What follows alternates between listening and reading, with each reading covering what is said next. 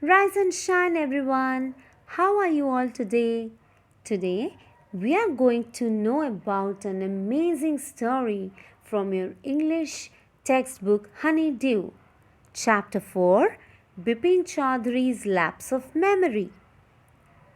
This chapter is written by eminent filmmaker Satyajit Ray. The aim of the chapter is to know about a story with a surprise ending that tells us and shows us how imagination power can make someone win a battle even without any weapon. Satyajit Ray was an eminent filmmaker who was born in 1921. In 1940, he received his degree from Calcutta University and joined Tagore's Vishwa Bharati University. His first movie, Pather Pachali, won several international awards and set Roy as a world-class director, which finally one day fetched him the prestigious Oscar award. Some keywords from the text. Idle chat, meaning unnecessary routine conversation. Parts of speech, adverb. Meek, meaning quiet. Parts of speech, adjective. Bracing, meaning stimulating. Parts of speech, adjective. Going nuts, meaning going mad, crazy. Parts of speech, verb. Intimate, meaning very personal. Parts of speech, noun. Sleuthing, meaning investigating. Parts of speech, verb. And the story begins in this way. Bepin is the main character of the story who has a habit of visiting bookstores and buying books of his interest. On one such visit, suddenly a man approached him and told him that he was his old acquaintance, Parimal Ghosh, from his Ranchi trip. At first, Bepin was convinced that the man was confusing him with someone else.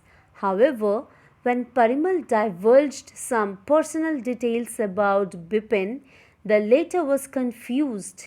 He did not have a memory of any such past incidents that the stranger was referring to, as he had never gone to Ranchi earlier. The man said that Mr. Dinesh Mukherjee was also there on the same trip with him. Further, he also told Bepin that he could confirm this trip from Mr. Mukherjee directly.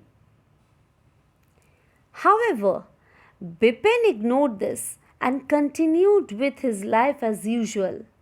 Later, the incident kept bothering him, and he finally checked with Dinesh, who verified the authenticity of the story. This confused him even more, since he didn't have any memory of visiting Ranchi in the past. Meanwhile, his school friend Chunilal would often visit him looking out for a job, which Bepin would fairly ignore. In due course of time, Bepin started getting deeply worried as he felt he must have lost his memory. Hence, he sought a doctor's advice for his ailment. After checking Bepin, Dr. Paresh Chanda was very much sure that he had never seen a similar case before. He was puzzled. Upon seeing Bepin's mental state, the doctor advised him to visit Ranchi and clarify his doubt himself. He thought that revisiting the same place might bring back Bipin's memories, which he assumed he had forgotten.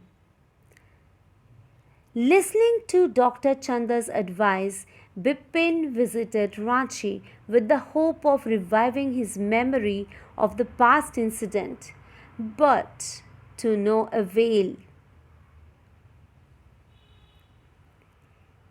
He returned back to Kolkata as the visit to Ranchi left him in a state of utter confusion. He called the doctor again. However, just before Dr. Paresh Chandra arrived for a routine checkup, the servant brought Bipin a letter marked as urgent and confidential, which someone had left in the letterbox. He opened the letter and found that his friend Chunilal has written, "I had no idea that affluence would bring about the kind of change in you that it has done. Was it so difficult for you to help out an old friend down on his luck? I have no money, so my resources are limited. What I have is imagination, a part of which I used in retribution of your unfeeling behavior. Well, you will be all right again now. A novel I have written is being considered by a publisher. If he likes it enough, it'll see me through the next few months. Yours, Chunilal." All through the time, Chunilal had tricked Bipin Babu. He discovered that his friend had pranked him as a sweet revenge for not helping him when he was in dire need of a job. He mentioned that Bipin could have helped him, but he chose to avoid him. After reading the letter, Bipin was dejected and felt guilty for avoiding Chunilal when he asked for help. Finally, Dr. Chanda arrived. Bipin lied to him, stating that he had revived his memories of his trip to Ranchi. Instead, he asked the physician to give him a painkiller for a pain in his hip.